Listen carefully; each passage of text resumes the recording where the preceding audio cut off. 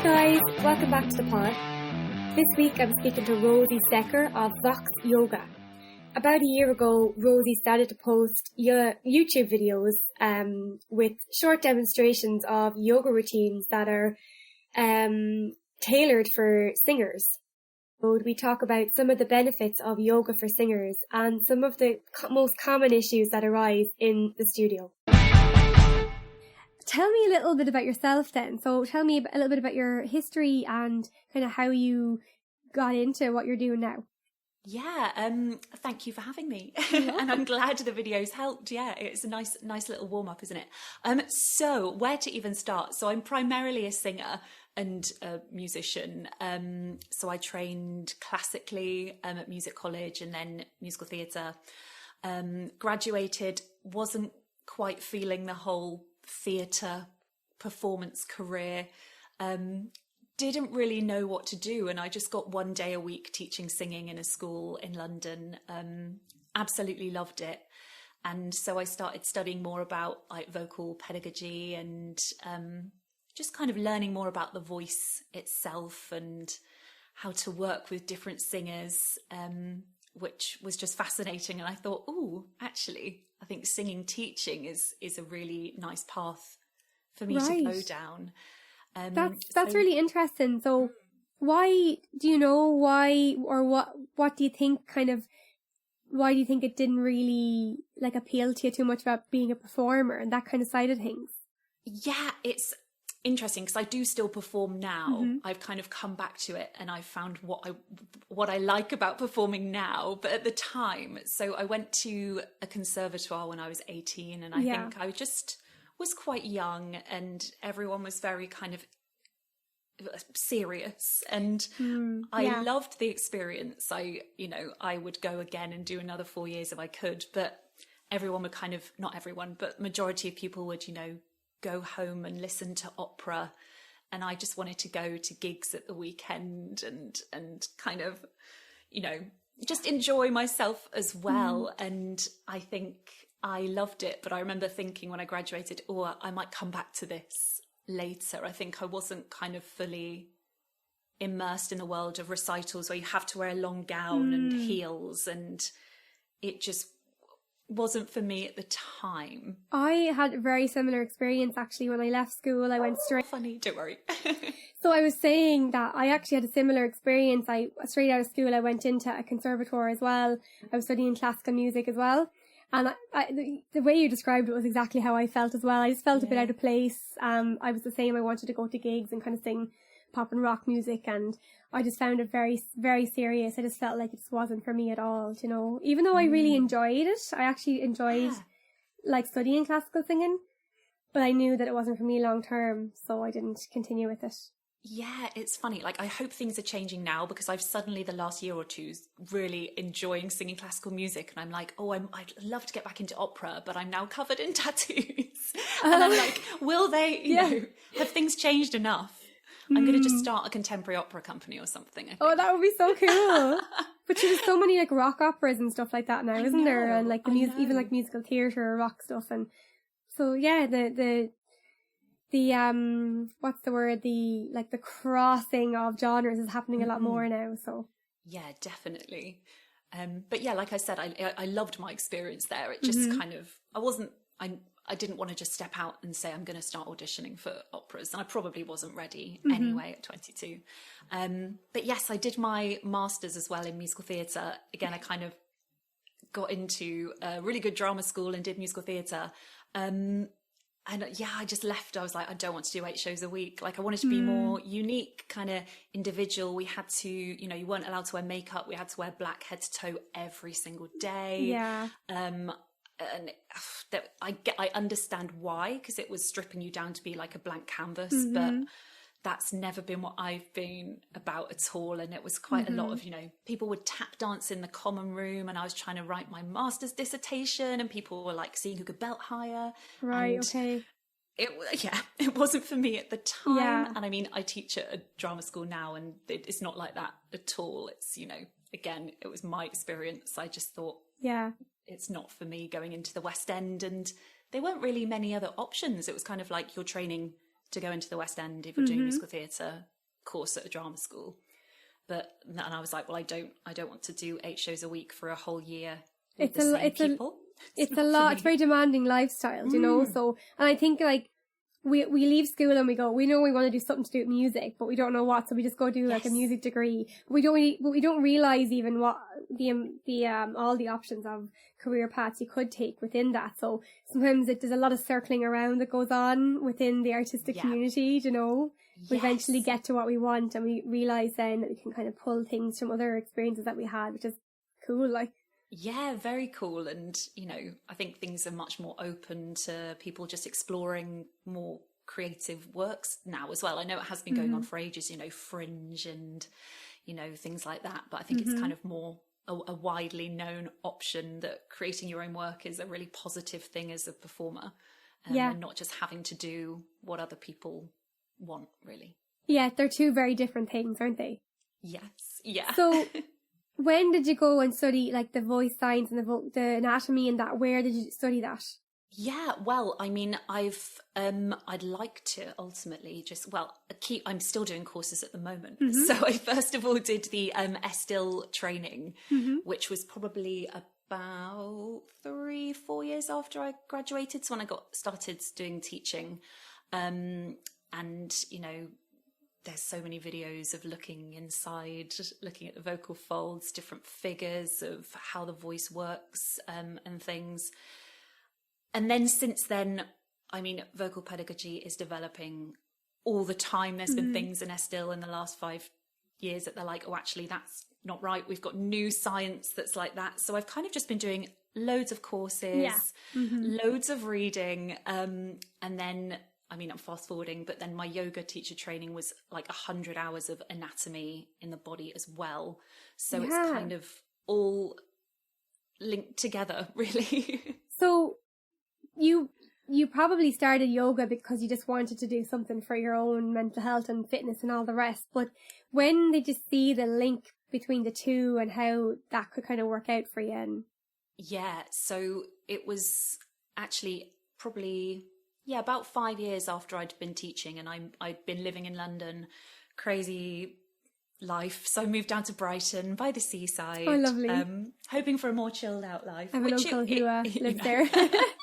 Which it is, it was a great decision. And yeah, I just started doing yoga because I didn't really know anyone here, and I went to a yoga festival, and it was, you know, I started to enjoy it more.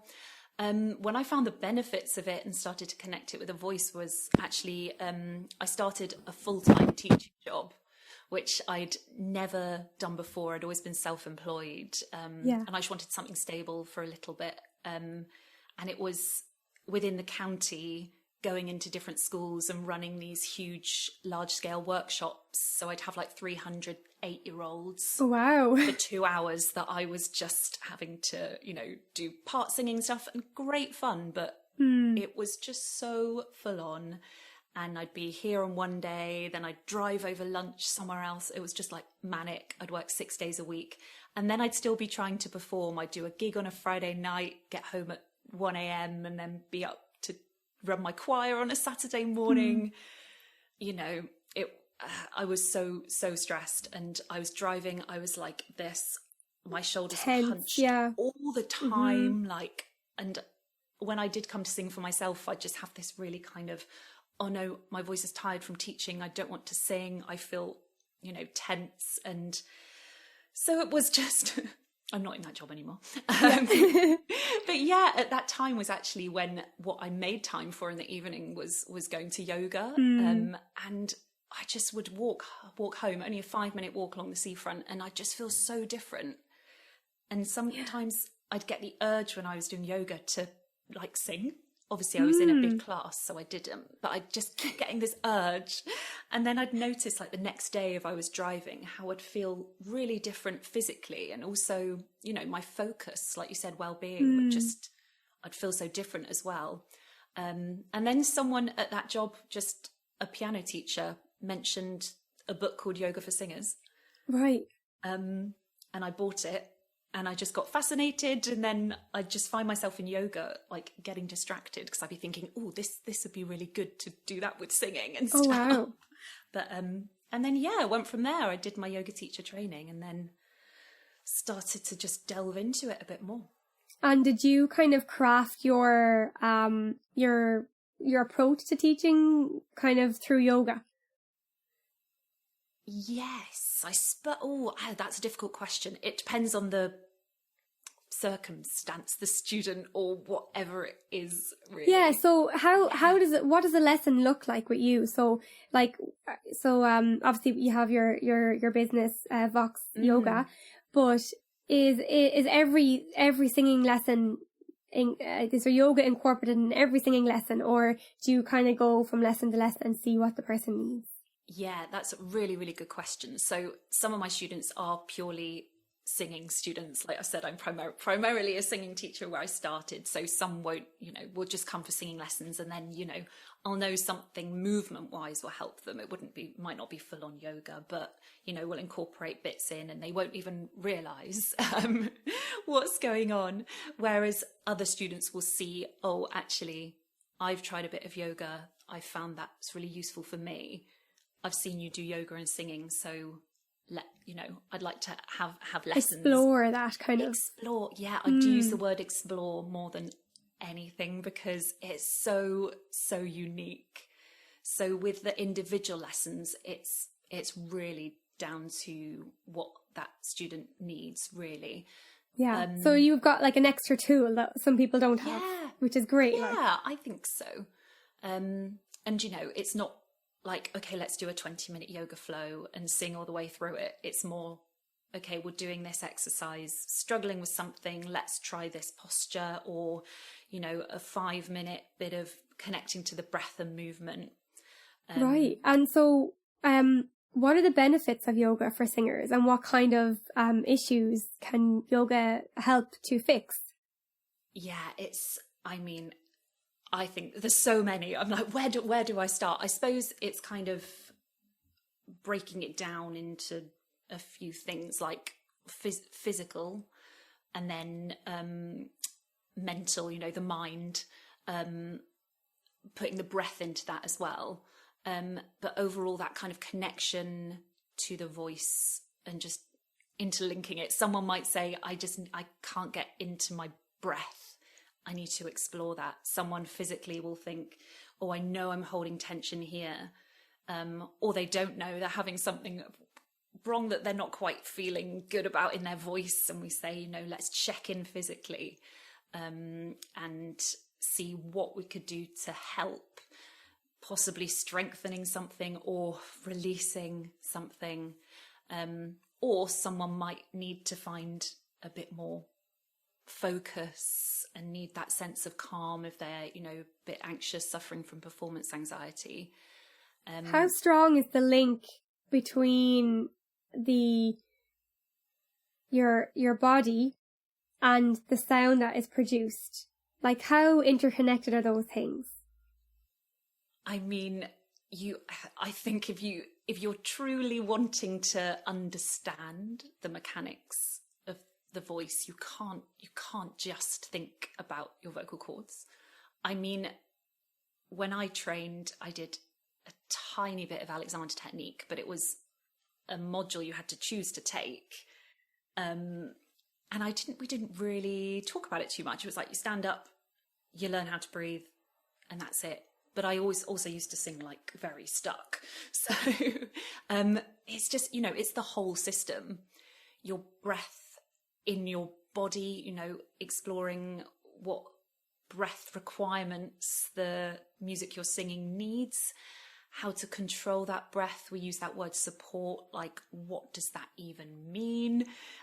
Understanding a bit more about the core muscles. Sometimes you don't need to know the intricacies, you can just feel it, but sometimes if you're doing something challenging, understanding what muscles are working is so useful. Yeah, because people, singers might not realize that all parts of your body can be involved in singing. Like, sometimes you go in, you think it's all up here kind of. Yeah. But I remember being at vocalogy and practice seminar. I think it was in Cork. Could have been the UK. I forgot. Oh, it was in the UK actually. And I can't remember who the speaker was, but he was some kind of like physiotherapist type, like worked with the body type person. And he basically said that he had a client who was struggling with some vocal issue. I can't remember even what the vocal issue was now. And they tried so many things, like the singing teacher tried so many things with them, and they couldn't really find an answer to the problem. And anyway, they went to this person, and they like kind of did a whole body scan or whatever, and like checked, not like in a machine, but like they kind of did all these checks on the body, and they realized that what had actually happened was that the guy actually had, or the woman, I'm not sure, had an issue in their foot that was that went unnoticed or just didn't get resolved. And over time, like over years, the body slightly twisted the whole way up, over years and years and years, the whole way up. And what was actually after happening, the larynx actually was slightly twisted. And it had happened from starting at the feet. And I thought that was absolutely fascinating, because I did not realise that an issue in your bloody toe could affect something in your larynx. Yeah, I mean, because the body's always compensating, because it wants to be in balance. So, you know, it's like we see these people, particularly teenagers, sink into their hip all the time. So in order to stay upright, you have to do something else in another part of your body to realign yourself to stay upright. So if it becomes something that over time, you know, you're compensating, you end up in, you know, out of alignment. You know, we talk about posture, but really it is alignment, having that sense of things being in line so that they can work efficiently. Like the whole thing with why do you need to be in good alignment to be able to sing properly is so that your breathing mechanism and your vocal mechanism, so they can work efficiently.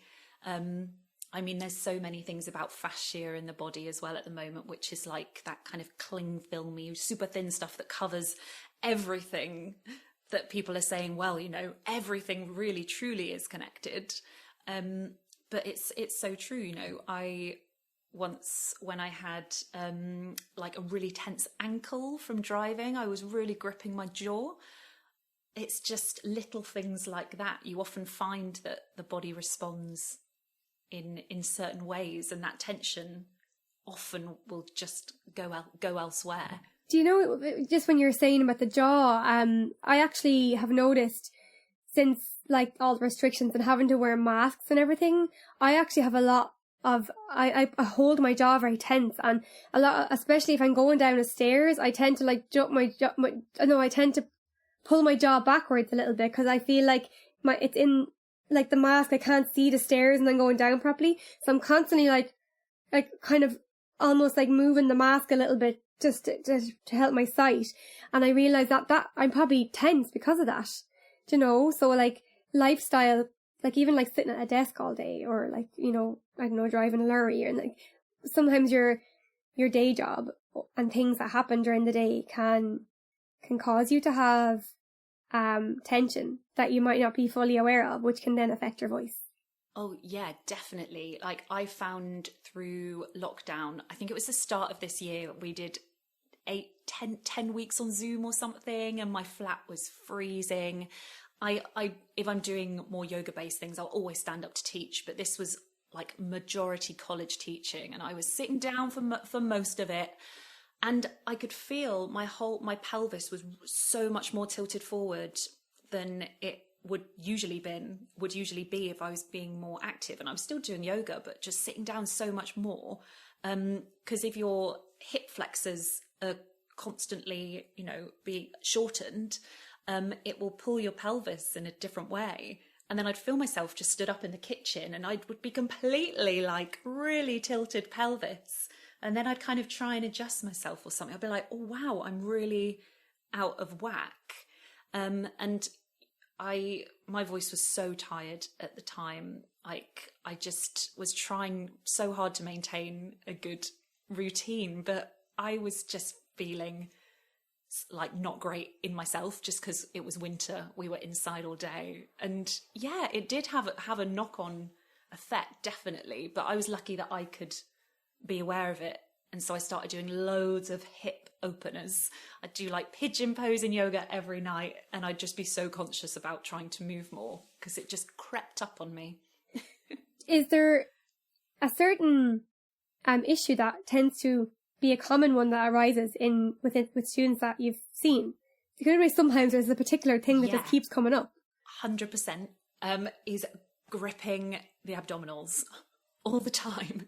Seems to be such a big thing that I've come across recently.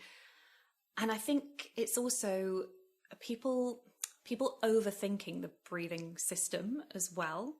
They're like, okay, I've heard that I need to breathe from my diaphragm, all these phrases that are thrown out there, or you must do this with the abdominals, you need to squeeze, you need to do this to your ribs, you need to support, and I think people really overthink it, and then end up just having loads of tension in the torso, and particularly the abdominals.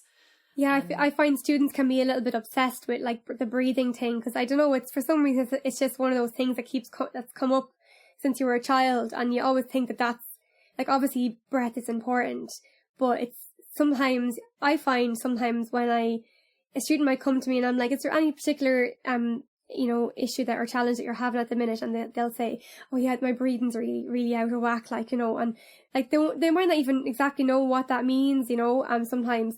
And sometimes what I find is, I go, okay, great, okay, I'll keep that in mind in the lessons, and sometimes I'll focus on something different, like we'll look at the consonants, the vowels, alignments, things like that first, and sometimes I find that when you start opening up other options to them, the breathing comes more naturally to them, and they kind of forget about it as being an issue. Yeah. Definitely. I think it is that thing that people, particularly if they're, if it's slightly older singers or, people wanting to progress and take it further, and they think, oh, I haven't sorted out my breathing yet, then it is that almost sense of panic. It's like you do need to strip it down. And yeah, I think that not distracting, but focusing on something else is so, so useful. Yeah, but even as being it's a distraction, but also sometimes what they think is a breathing issue might be a consonant vowel issue. Do you know what I mean? And when someone says what they think, exactly. Mm-hmm. Exactly.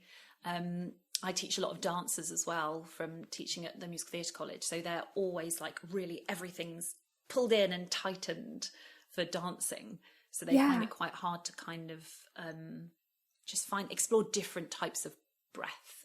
We don't always need that really low, long breath, but you want to be able to do it. I've heard that with like I remember Chris Johnson talking about like a lot of people who work out a lot and a lot of sit-ups and kind of work on the stomach can be almost two-toned, and it can actually affect the voice negatively as well sometimes.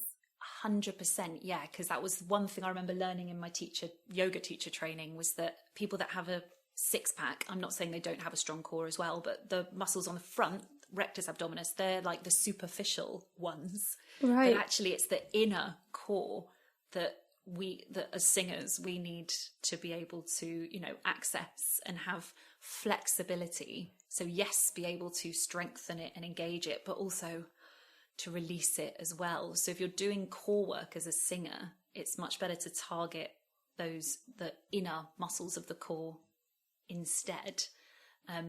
But yeah, completely. As soon as you're too switched on all the time, you lose that flexibility, don't you? Yeah, absolutely, because the muscles are they're just too tight, and then you have the whole thing of like kind of feeling like you need to like tense your stomach almost, because you think that's going to support more, but really we need it to flow so that the lungs can fill up and everything kind of move out of their way, and like it can all operate smoothly. Yeah, exactly. So that's why I love with students that particularly are grippers, like to grip or over engage. There's some certain yoga postures that are so useful that anyone can do. Standing forward folds, where you're literally stood up, folding forward at the hips, letting your arms hang heavy, head hang heavy, and just doing is one of the best things to just feel what everything is doing when you breathe in and out, and the core kind of working on its own, finding a bit of release. And also child's pose, when you're kneeling down, knees a little wider, sitting on the heels, torso forward, arms forward, forehead on the ground or a block blanket, and just like letting go. And you can feel so many sensations in the torso. You can feel the breath in the back. We often forget about that. Having a more focus on the ribs, and also, letting the abdominals kind of release a bit more as well. And like, we all know that yoga is said to be very good for like our well-being and our mental health. And we also know that, if we are stressed or are going through any mental health struggles, that really affects our voice. Like, it's not like playing piano where, if you're upset, your voice sometimes can crack, or it might go a little bit higher. You can hear it in people's voices. But like, as opposed to other instruments where that doesn't happen. So we're quite vulnerable in that sense. So in what ways have you witnessed yoga to help and rectify those challenges? Yeah, I suppose I see that you're talking about it, and I was actually thinking of it in my body as well, as well as my students. But that conjures up a memory, doesn't it? Where you think, oh God, yeah, I remember that moment. It was when I had to sing at a funeral, and I was like practicing, and it was in a room that the acoustics were awful as well. And yeah, I was singing like Pie Jesu from Fauré's Requiem, which is quite easy. I sang it when I was about 14, 15. Yeah. And it's not high for me because I'm a soprano, and I couldn't like get the top note out. I was like, oh my God, what is going on? I've got my voice. I warmed up, I did some exercises a couple of hours before. I knew I could hit like a fifth at least above that note. I was like, what, why isn't it coming out? And then it was just that, oh God, I need to do a physical check-in. And just everything was so tight. It was just like horrible. My larynx, I like to wobble my larynx quite a lot. It was like, it felt stuck almost. Because people don't realise it is quite flexible, even though it feels a bit weird to put your hands on it. But I love to move it. And of course there are stretches, things you could do anyway, but I just did 10 minutes of yoga, upper body, just actually moving rather than holding like static stretches. Upper body, neck, incorporating some like yawn, sigh sounds whilst I did it. Again, just standing. It wasn't a full-on flow. I wasn't doing downward dog because I was not in an appropriate space, I seem to remember. You really look at your one. I know. But just, swinging the arms but having a focus on connecting to the breath was actually, I think, was what was probably more useful, because if you add that kind of sh or a v when you move, it actually allows you to move a little bit more efficiently. And you always try, well, not always, but we can aim to match up like the length of your movement with the length of the breath. And then you flow into another movement, and the sound kind of helps to calm the nervous system. Adding that any sound like that tends to extend the exhale, which slows your heart rate as well if you've got any panic. And for me, my voice, I could have sung so many notes higher after just that 10-minute check-in. Right. So, okay. So what advice then, or what advice would you give to a singer who is maybe like just about to go on stage and they're about to perform, and they've just suddenly got really nervous? They only have 5 minutes. What would you suggest that they do to help calm their nerves and just relax before they go on?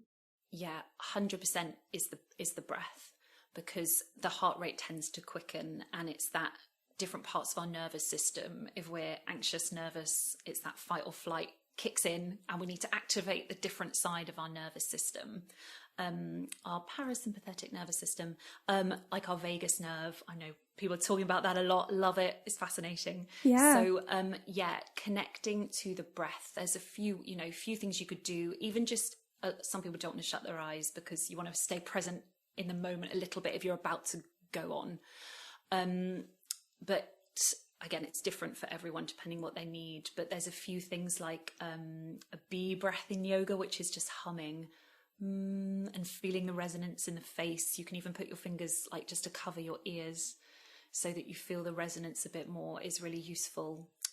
Or alternate nostril breathing is great to, again, find balance. So in through one nostril, out through the other, then you block it in and out the other way. You've got videos on nearly pretty much everything you're talking about here. So if anyone's kind of like, what is that? How do we do that? You can, it's a Vox Yoga. Vox Yoga, just Vox Yoga on YouTube. Yeah. So you can check all her videos out there. So exactly. Yeah. So, that's great for finding balance, and that's kind of equal inhale and exhale. Sometimes, if your heart is racing, you do want to kind of try and extend your exhale a bit more. So that's any sound really. And of course, if you're someone that's like, I've got 5 minutes, and you find your shoulders have completely creeped up, then doing some shoulder release, neck release exercises whilst you do some focus on the breath as well. Yeah, even just really useful. Even just like telling yourself shoulders relax.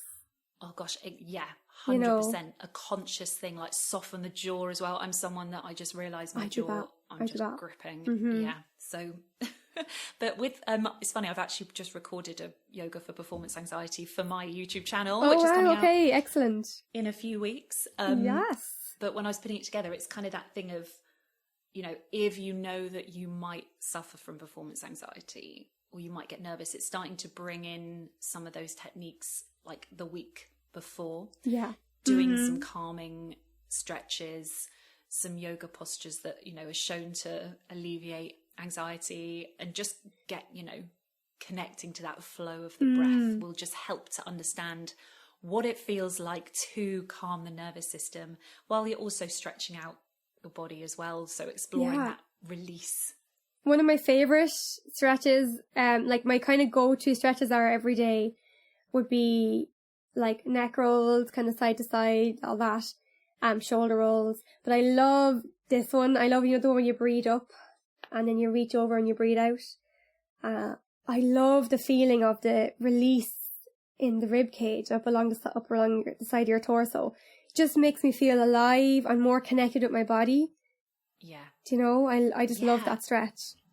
And that thing of, with yoga, we try to always have that inhale on the, expansion, and then the exhale as we move into the stretch or as we fold.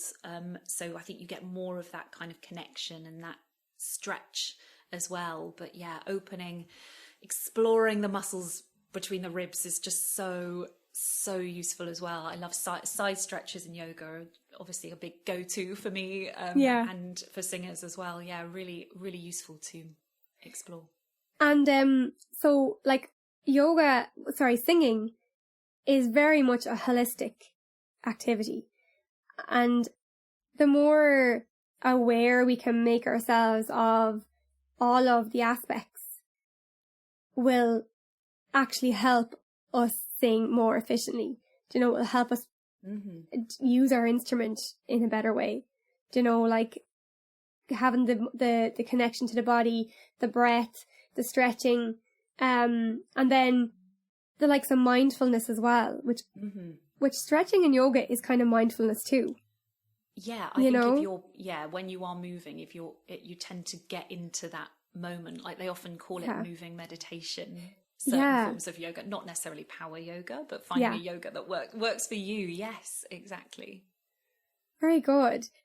I was thinking about what's the word, like affirmations, and actually like thinking about what you want to achieve.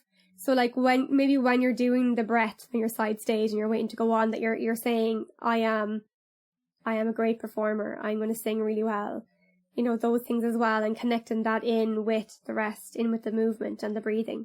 Yeah, it's something that I would never have wouldn't have been my thing. Like about 5 years ago, the whole affirmation thing I would have been like, that doesn't work for me. But then sometimes, when I would go to yoga classes, a certain teacher would bring it in and you'd be in the moment, you'd be like, oh, this feels really good.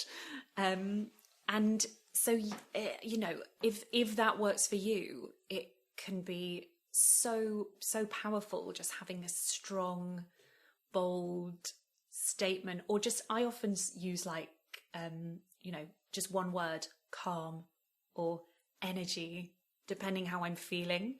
And it's so good to then, focus on that. Say, okay, this is what I want. I want presence or something. And actually, I think they're so useful. They can be really useful just to have as well something to kind of almost meditate on, a word, a phrase, to put yourself in that, more positive or focused mindset. Yeah, I just find it really interesting, like how it all connects. And, like you were saying that like not every lesson for you like has yoga in it, but it's there as a tool. It's there as an option. Like how long are your lessons? Like the 30 minutes, 45 minutes or an hour? Or... Yeah, I tend for individual lessons, if it's kind of more of a physical focus as well, I say 40 minutes or 60 minutes, just because it kind of, you get into it a little bit more, you get a bit more stuck in. Yeah, because I teach mainly half an hour lessons, because a lot of my students are kids and they're coming kind of on a subscription basis, like, but I find it sometimes difficult to get everything in a 30-minute lesson. So, yeah, I do. I have a few younger students, and I actually have one. I think she's 8, and she's brilliant. Like she can do pop riffs better than I can. Like she's so good. But the other day, I think, she was breathing so much like this. And I was like, we were in a different space because we were in this, practice room in the edge, almost a shed, which is nice, but the floor's quite dirty. I was like, we were in a different space. I'll get you to lie on your back. And she was like, I'll do it. And she just goes on the floor. So I had her in semi-supine. She was doing it. She was singing Bad Blood by Taylor Swift on the floor. She was just so into it.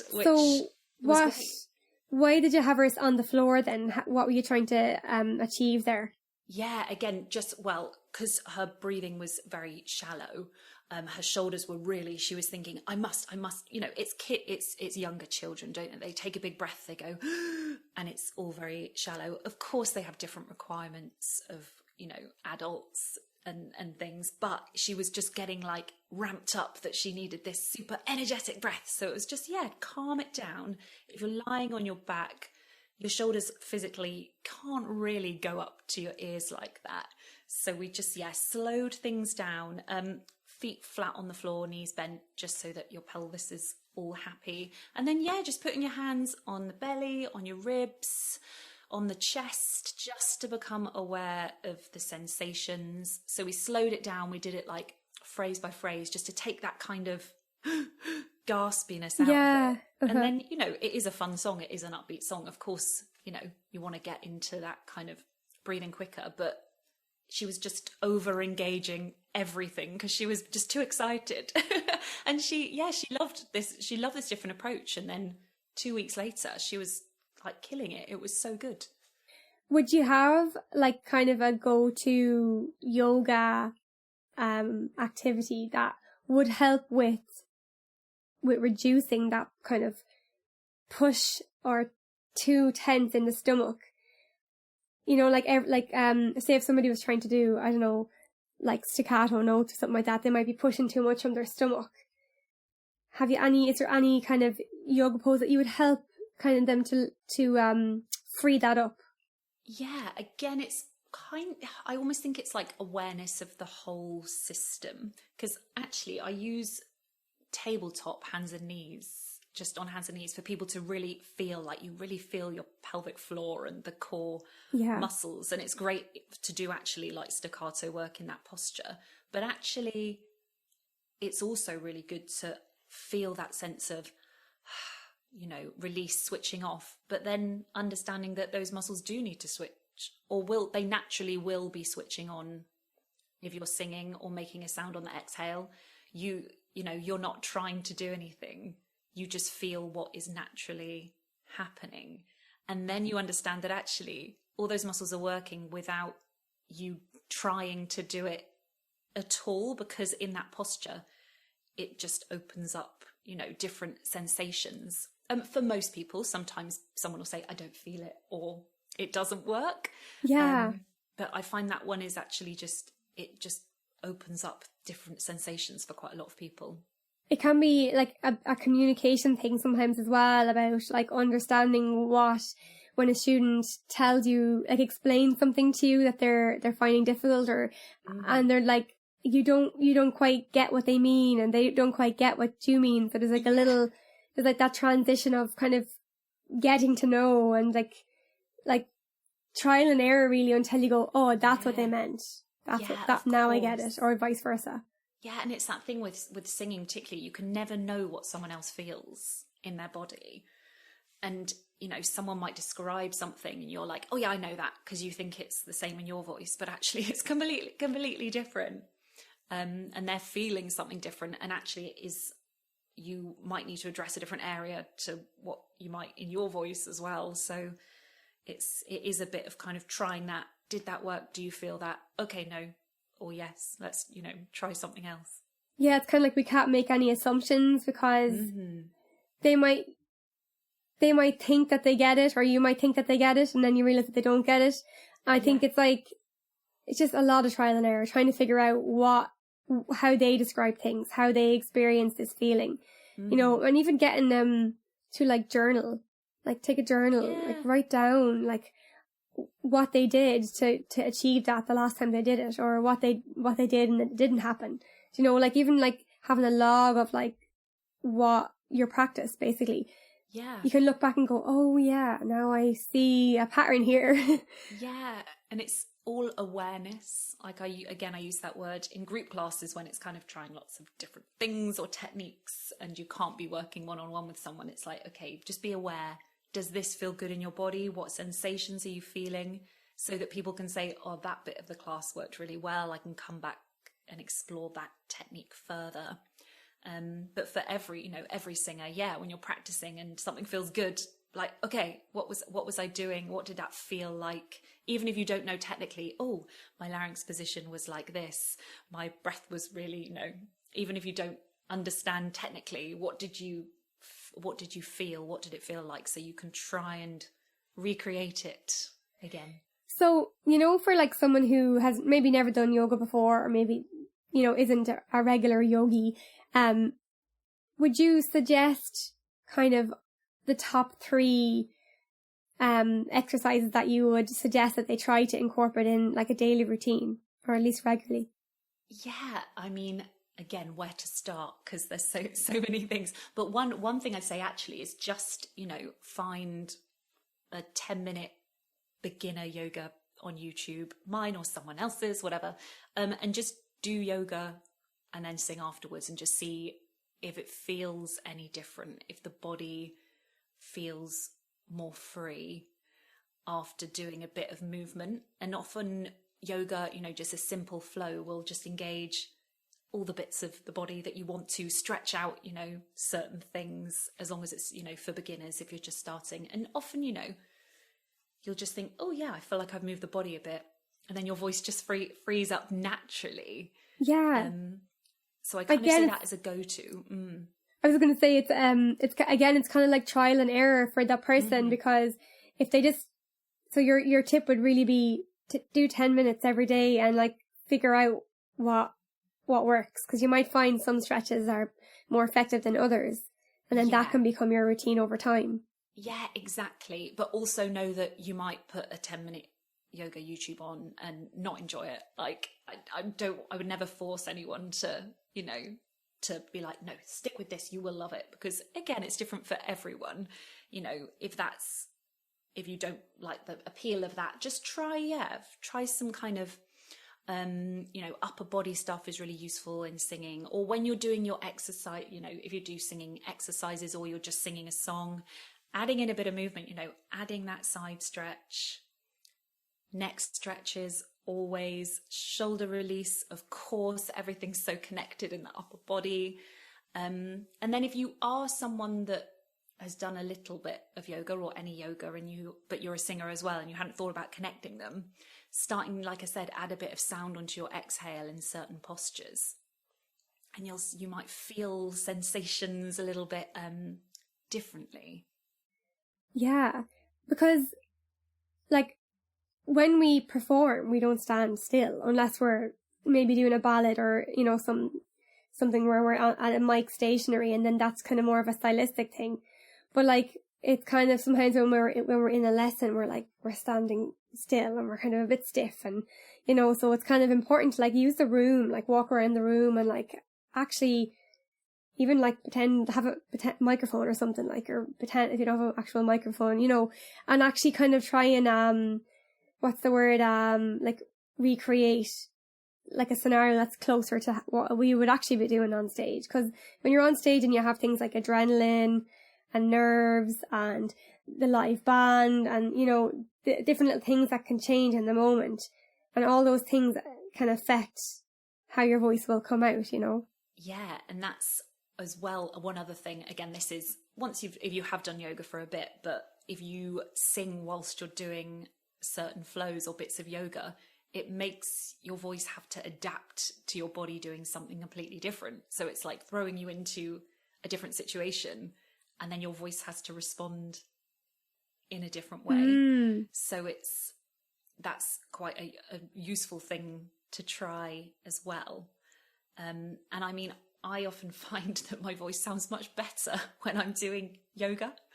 Like, I'll just hit these amazing spots of resonance or stretch or bit of freedom. I'm like, oh God, that sounds great. And then I have to really, like, when I stand, not still, you know, I'm not one for standing still anymore, of course. But when you come to standing, I'm like, okay, I've got to recreate it. And then I'll start with just like bounce my knees, swing my arms, and I'm like, okay, start to make it look more performance ready. But again, it's different for everyone, but it's something to explore as well.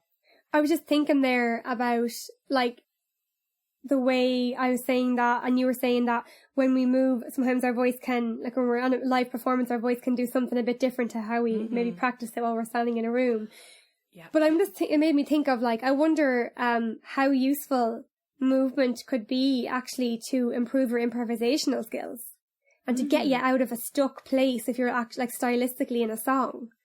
Yeah, I mean, 100%. I sing a lot of jazz now, and I trained as a classical singer, so I kind of taught myself things like that, and would never have dreamt of improvising.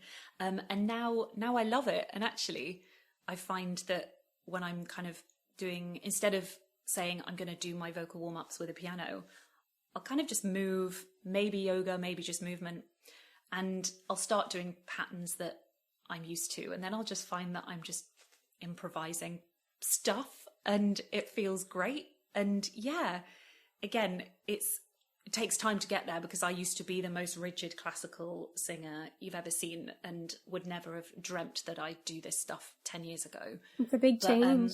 Yeah, but now it just feels such a natural and easy way for me to sing, but yeah, improvise and just get your body moving as well.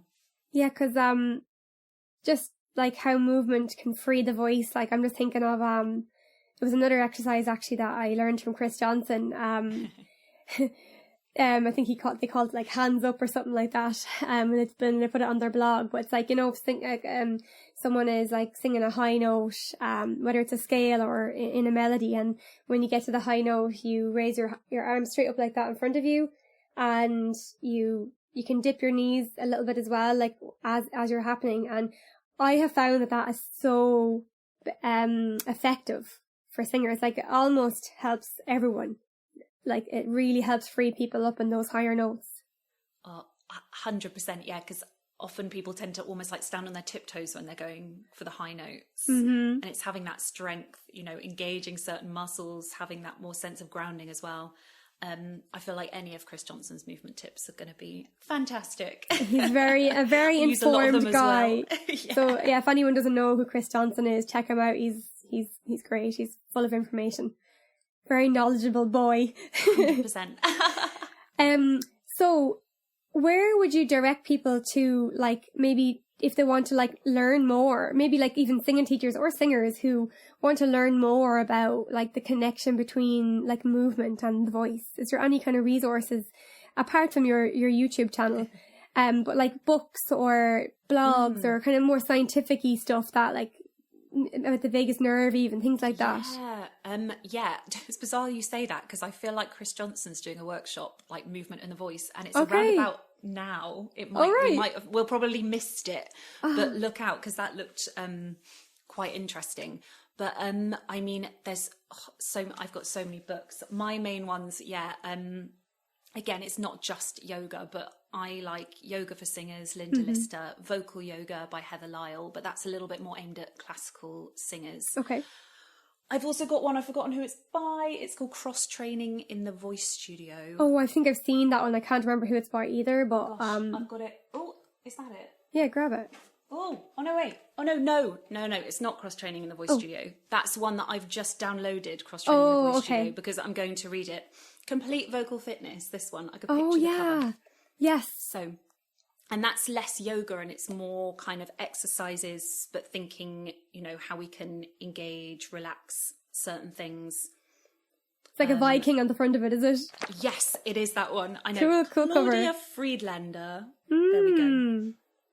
So yeah, that one's Very good. nice. So they're good. Yeah, they're really good books as well. But I mean, loads of stuff that Stephen King puts out there about voice movement. Like he introduced me. I saw him do a workshop on like Qigong as well. What is Qigong? I actually don't know. Again, I don't know how to describe it. It's almost like a mix of like Tai Chi and breath, but you're kind of, again, it's like moving with a flow in and out and like repeating a movement. Like one was like an arrow thing where you're just moving with the inhale and the exhale, and it's kind of similar to, you know, some simple yoga movements as well, but it's I think it's more about kind of a bit more about energy as well, which is really useful. So many other resources. Like I attended a really good online class workshop on the vagus nerve. Her Instagram is Voice Care Coaching, and her name is, I think she's Dutch, and I'm not going to try and say I'll look name. it up and I'll put it in the description. Yep. But that was so interesting. We did kind of a science of the first 45 minutes and then practical, looking at activating the vagus nerve and things like that. I'm really actually interested in looking up more about the vagus nerve. I came across a video on TikTok actually of a girl talking about the vagus nerve, and she was saying, like, they say like ice baths and like immersing yourself in cold water is really good for the vagus nerve. And she was saying you could also put like an ice pack on your chest and like breathe and calm, so that it kind of like helps you reset for if you're anxious. Kind of helps calm everything down. And I was like, I have to try that. That's what I'd love to try and see if it actually works. I'm also in the middle of reading Breath by James Nestor, which it's not directly about the voice, but I know a lot of people in the voice community have been reading it, and it's just kind of his explorations about breathing and his discoveries and experiments and stuff. But I've just read the chapter on the Wim Hof breathing method and immersion and stuff, and I'd like to find out more, even though I hate cold showers. I'm really determined to explore that. Coincidentally, I actually did an ice bath for the first time yesterday. Oh my gosh. So a friend just said he was going, and he asked if I'd like to go, so I was like, okay. I was kind of scared. I was almost going to cancel, because I'm the same, I don't like cold. But we went in first, and they did like these like leg compression things. It's like, you know, like the band that you put on your arm to get your blood pressure taken in by doctors. It's like one of those, but like it's like a whole sleeve for your whole legs from your feet to right up. Mine was squished up the top because I'm so short. And it like tightens around the muscle, and it kind of works its way up from the foot upwards, and it pulses in and out. I think it kind of is prepping the muscle for like the cold. And then you get into the ice bath for like 10 minutes. Now, I put my feet in it, and after about like 5 seconds, I was like, I can't do it. It was so, it was actually painful.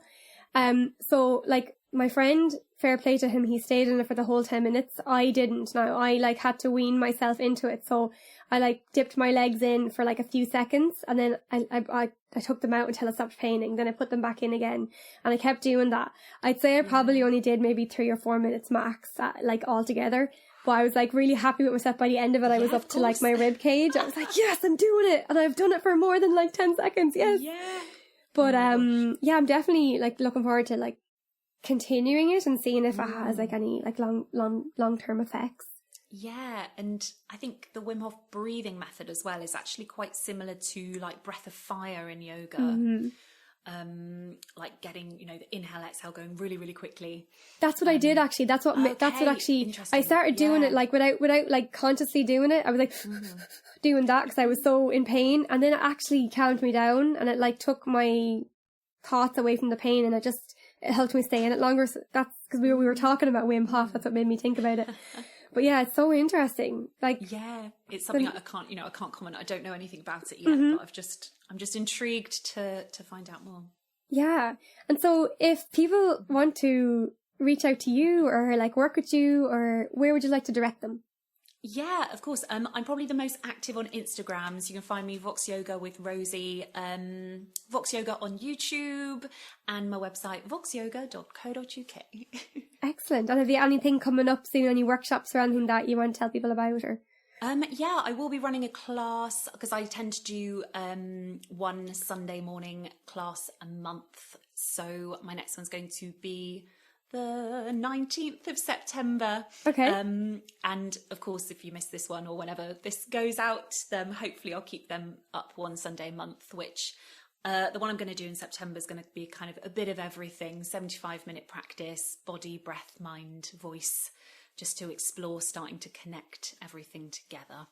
Excellent. Well, it sounds fantastic. As I said, it's on Zoom, so anyone anywhere in the world can come. I should have said that. Oh yeah. So that's not him. I kind of just assumed it was on Zoom now because we've been online for so long, like. But like things are kind of getting back to in person, so yeah, it's definitely good to clarify. Well, thank you so much for your time. It was really nice to chat to you about it, and I hope that our listeners have a little bit more understanding about the connection between yoga and the voice, and they can check out your pages, and hopefully we can grow the community. So thank you so much. Thank you.